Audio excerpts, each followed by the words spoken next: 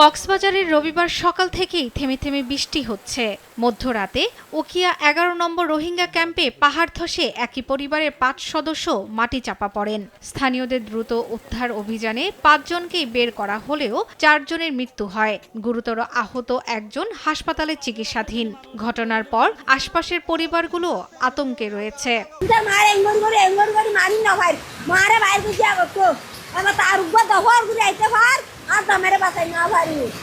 এখানে দেখিতে পাহাড় পড়তেছে, দূরে সবাই গিয়ে দেখিতে, সবাই এখানে গিয়ে মানে কি মাটি এগুলা কেটে কেটে আমার আব্বু আর ছোট আম্মুকে বাহির করছে। এর কিছুক্ষণ পর জামতলী ১৫ নম্বর রোহিঙ্গা ক্যাম্পেও পাহাড় ধসে একই পরিবারের ৫ জন মাটি চাপা পড়েন। খবর পেয়ে ফায়ার সার্ভিস প্রায় ৩ ঘন্টা অভিযান চালিয়ে সবাইকে উদ্ধার করে। তাদের মধ্যে স্বামী, স্ত্রী ও এক শিশুসহ ৩ জনের মৃত্যু হয়।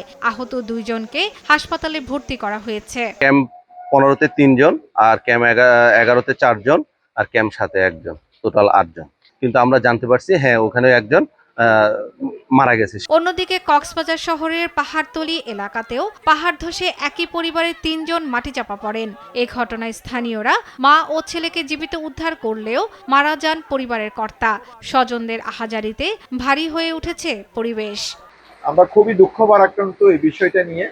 আজকে সারাদিন আমাদের সহকর্মীরা কাজ করছেন, যারা এখন বিভিন্ন ঝুঁকিপূর্ণ জায়গায় রয়েছে তাদেরকে সরিয়ে নেওয়া হচ্ছে, এবং সরিয়ে নিয়ে আমরা বিভিন্ন কম ঝুঁকিপূর্ণ এলাকাগুলোতে তাদেরকে স্থানান্তর করা হচ্ছে। প্রশাসনের কর্মকর্তারা জানিয়েছেন, টানা বৃষ্টিতে পাহাড় ধসে ঝুঁকি থাকায় রোহিঙ্গা ক্যাম্প ও পাহাড় ঘেঁষে স্থানীয় বসতিগুলো থেকে মানুষকে নিরাপদ আশ্রয়ে সরিয়ে নেওয়া হচ্ছে। উপজেলা প্রশাসন সহ সব স্টেক হোল্ডারকে এই যাতে পাহাড় ধসের মাধ্যমে কেউ ক্ষতিগ্রস্ত না হয়, কোনো প্রাণহানি ঘটনা না ঘটে, আগেই তাদেরকে নিরাপদে সরিয়ে নেওয়ার জন্য পদক্ষেপ নিয়েছি। সতর্কতা করার পরেও ওইটা আসলে ওই রিস্ক থাকায় ঘটনাটা ঘটেছে। আমাদের চেষ্টা থাকবে যাতে যারা রিস্ক এরিয়া আছে তাদেরকে দ্রুততার সাথে অন্য নিরাপদ জায়গায় সরিয়ে নেওয়া। আবহাওয়া অফিস জানিয়েছে, গত ২৪ ঘন্টায় কক্সবাজারে ২৫০ মিলিমিটার বৃষ্টিপাত হয়েছে।